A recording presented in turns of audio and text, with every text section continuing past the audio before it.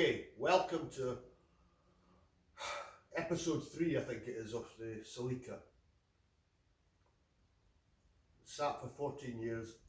In the previous videos, see that I got it running. It sounded perfect. And the only major issue after that really was the clutch pedal. So, what turned into a knackered master cylinder, which I thought that's what it was, so I went and replaced it, removed this, broke it, absolutely destroyed. Knackered, kaput. Replaced that, bought a slave cylinder, clutch slave cylinder as well, put that on, thought, bingo, all will be well. Yeah, didn't happen that way. The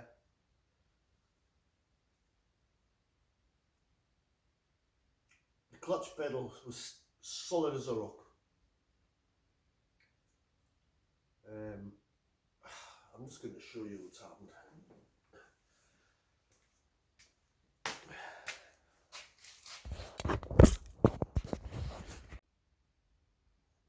So as we can see, there's drive shafts lying about.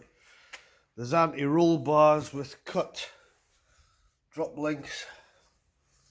There's a gearbox just sort of lying over there. There's nuts and bolts everywhere. There's even a prop shaft lying down there. Struts, hubs, cradles. That's not off from that car. That's a Subaru. Entire subframe lying there. Bolts everywhere. Brackets. Another drive shaft. Jacks holding engines up. Absolute nightmare. So what's turned out to be a very simple job turned into a nightmare. Basically, the clutch fork wasn't performing properly, and it turns out that there's the gearbox and transfer case. Weighs about 100 kilograms. I did have help doing this, by the way. I didn't do this on my own, but we didn't think it would be such a in-depth job, to be honest. Clutch actually seems all right, but what had happened, I mean, this is a bloody nightmare.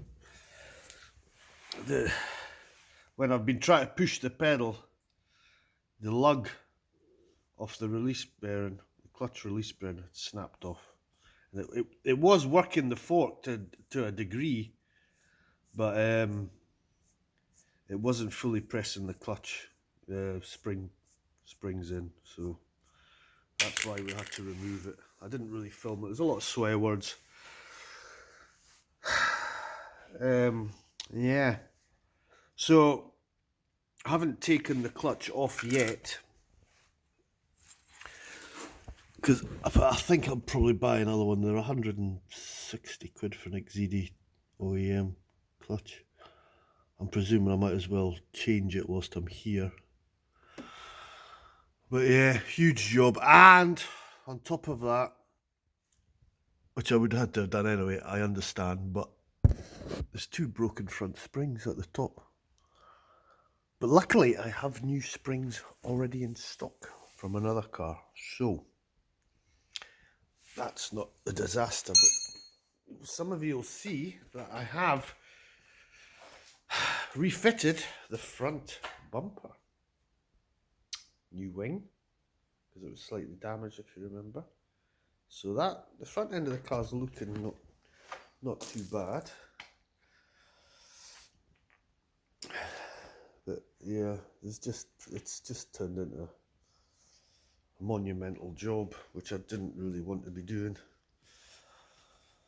But yeah, so just bloody hell, didn't foresee it at all.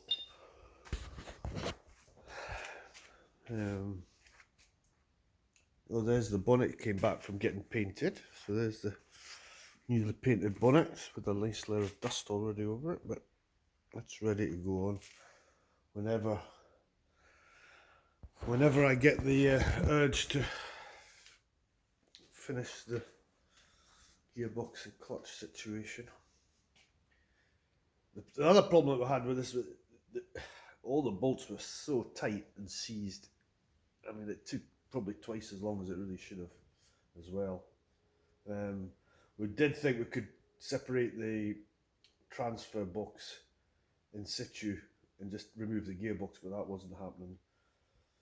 I didn't realise we had to take the subframe out. I mean, some people, I did look it up as we were doing it, say, oh, it's easier just taking the whole engine out, blah, blah, blah, but we'd already kind of started and it just progressed.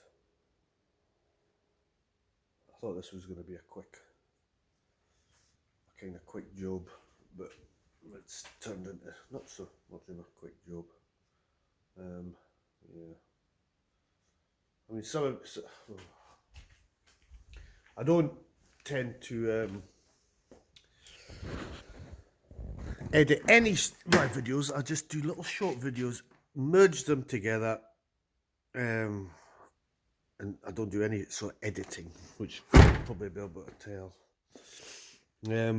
So on the upside, I've got this main subframe out. I'm going to paint that, clean it, paint it. The car will be better at the end of all this, obviously. I'll have a new clutch. I'll have new springs. I'll have to do the back springs as well. I'll have new drop links. I'll have new flexes for the brake pipes. The end result will be a better car, don't get me wrong, but it's just I didn't expect this to work because I really wanted to be getting on with this Mazda 929 Cosmo out here. This was the plan. The Celica will be for sale, I think, at the end of this, but there's going to be that much blood, sweat and tears in it that I might not want to sell it now. I don't know, we'll see. Financially I might have to. Really, the money's going towards building this rally car, this 300ZX, so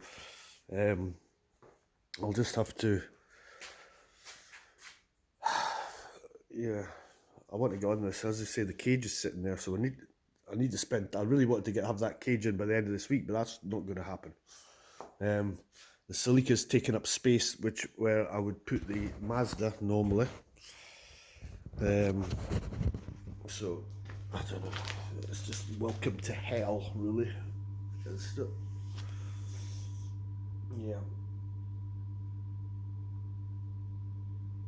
I don't know what else to say actually. Okay, so the next video will be basically getting the stuff ready. Oh God, Jesus Christ! See, my electric works. Anyway, no, I'll be getting all the stuff ready to get put back on the car. Yeah, this video is a bit of a moan, really. It's not that productive, but I'm getting too old to be lying under cars. Yeah, it would have been easier with a ramp, but at the moment I don't have a ramp. I did used to have a ramp, but I don't have now.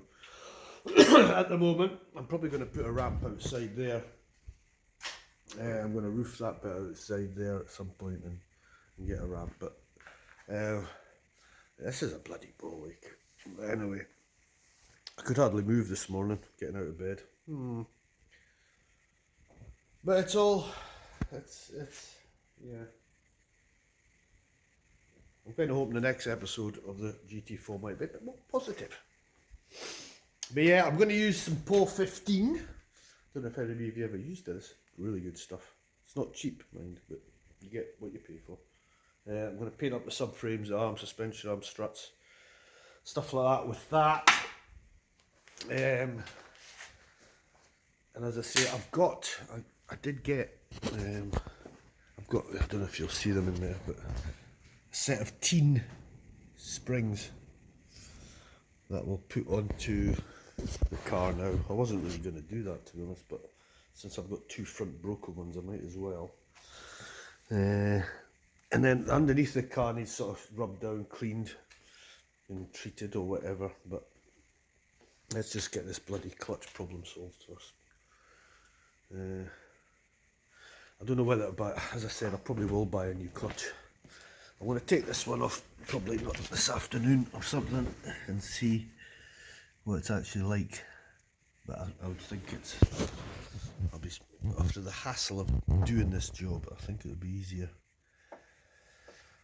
or wise to replace it.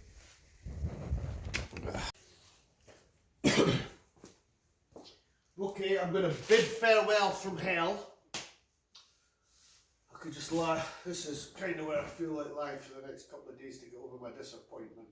But please subscribe and like the page. As I say, you can look at other videos. There's the 300ZX, there's the Mazda that I'm starting, but this is really delaying my progress.